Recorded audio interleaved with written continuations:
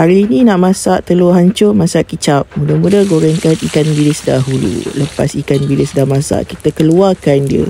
Lepas tu kita gorengkan telur 4 biji terus. Okey, hancurkan telur ni. Kita nak buat telur hancur. Lepas tu bila telur ni dah nak hampir masak, tolakkan dia ke tepi sedikit. Lepas tu kita masukkan minyak sikit.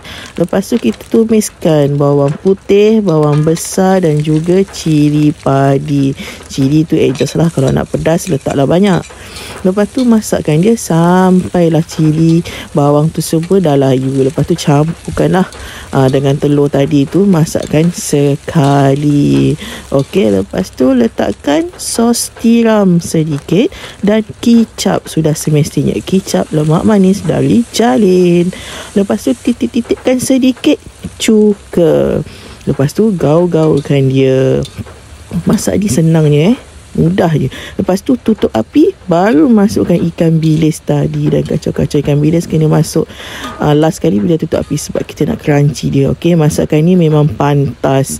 Kalau balik kerja tu dalam jam tu 6.30 pun nak start masak, masak lah ni. Memang cepat, sedap dan mudah. Macam ni pun boleh makan nasi berpinggan-pinggan. Okeylah semua, selamat berbuka puasa.